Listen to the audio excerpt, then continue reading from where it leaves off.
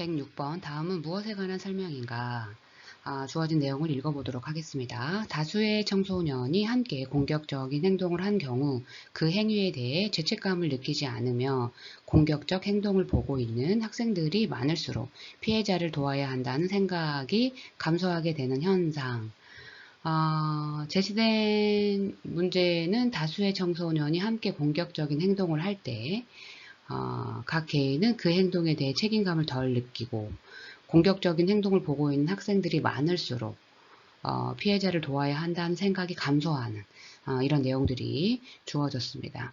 이러한 상황은 그렇죠. 책임 분산 효과입니다.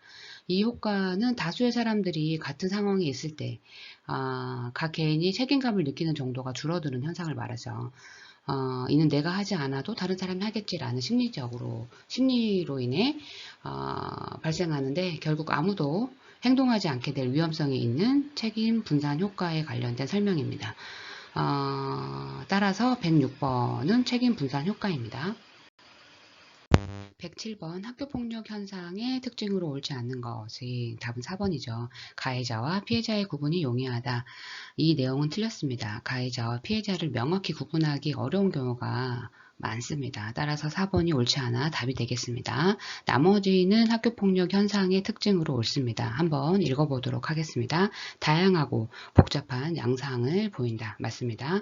2번 정도의 심각성이 커지고 있다. 맞습니다. 3번 일반화된 비행 유형이 나타나고 있다. 맞습니다. 학교폭력은요, 특정 유형의 비행 행동으로 일반화될 수 있습니다. 그리고 5번 원인을 찾기 어렵고 피해 사실을 감춘다. 맞습니다. 피해자들이 피해 사실을 숨기거나 학교폭력의 원인을 찾기 어려운 경우가 많습니다.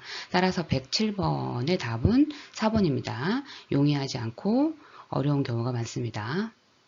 108번 청소년 자살의 특징으로 옳은 것은 답은 1번입니다. 성인에 비해 정신질환에 의한 자살이 적다. 이 설명이 옳습니다. 청소년의 자살은요, 성인에 비해서는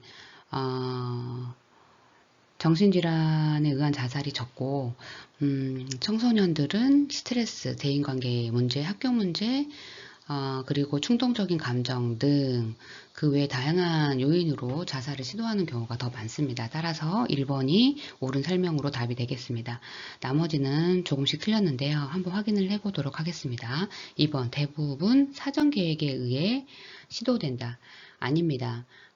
많은 경우가 충동적이고요. 사전계획 없이 일어나기도 합니다. 그리고 3번 스트레스 대응 능력 부족 및 인지적 미숙이 주 요인이기 때문에 충동적 자살률은 낮다.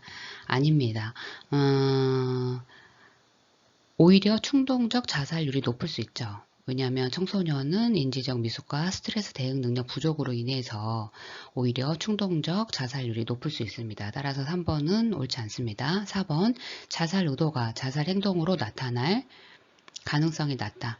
아닙니다. 의도가요. 자살 행동으로 나타날 가능성이 성인보다 높을 수 있습니다. 따라서 4번도 옳지 않습니다. 5번 자살 행동은 대부분 죽으려는 의지에 따른 것이다. 아닙니다. 청소년의 자살은요, 반드시 죽으려는 의지에 따른 것은 아니고요. 주위의 관심을 끌기 위한 행동이기도 합니다. 따라서 청소년 자살의 특징으로 옳은 것은 1번입니다. 성인에 비해 정신질환에 의한 자살이 적다. 1번이 옳습니다. 109번 학교폭력에 관한 설명으로 옳지 않는 것은 답은 5번이죠. 가해 행동은 교사의 무관심과 관련성이 없나요? 아닙니다. 학교폭력의 발생과 관련된 여러 요인 중에 교사의 관심은요. 중요한 영향을 미칩니다. 교사가 학생들의 행동에 무관심하거나 학교폭력 상황에 적절히 개입하지 않으면 가해 행동이 더 빈번하게 일어날 수 있고요. 이런 경우만 보더라도 가해 행동은요, 교사의 무관심과는 관련이 있습니다. 그래서 5번 가해 행동은 교사의 무관심과 관련성이 없다. 이 설명은 옳지 않아서 답이 되겠습니다. 나머지는 다 옳은 설명입니다. 한번 읽어보도록 하겠습니다. 가해자는 공격성을 통해 목표를 성취할 수 있다고 생각한다. 맞습니다. 가해자는요, 공격적인 행동을 통해서 자신의 목표를 달성할 수 있다고 갖고 있는 경우가 많습니다. 두 번째, 가해자는 타인에 대한 공감 능력이 낮다. 맞습니다. 공감 능력이 낮기 때문에 타인을 괴롭히는 행동을 할 가능성이 높은 거죠. 그 다음 피해자는 사회적 기술이 부족하다.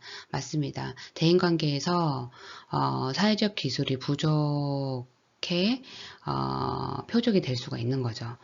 또 피해자의 어머니는 자녀를 또래보다 더 어리게 대한다. 맞습니다. 피해자의 어머니의 과보로 인해 사회적 기술이 발달하지 않을 수 있고요. 따라서 109번의 답은 5번입니다. 가해 행동은 교사의 무관심과 관련성이 없다. 아니고요. 관련성이 있습니다. 110번.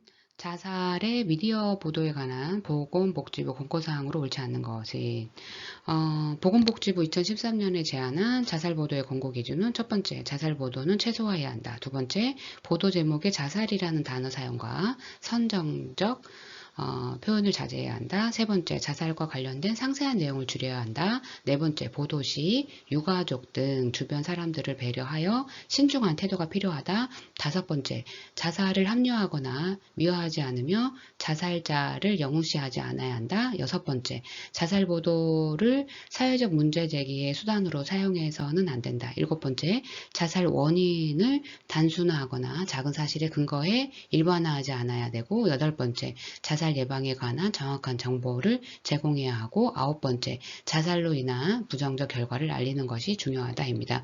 이 내용을 바탕으로 보면 해당되지 않는 거? 그렇죠. 2번이죠. 자살률에 대한 최근의 경향을 넣지 말아라. 이 내용은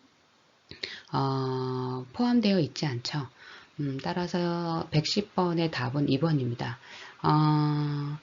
자살률에 대한 경향을 보도하는 것이 문제라기보다는 자살에 대한 지나치게 상세한 보도나 자살을 조장할 수 있는 방식으로 하는 경향을 보도하는 것이 문제가 된다. 이런 설명일 것 같습니다. 하지만 아무튼 2번이 포함되지 않아서 답이 됩니다.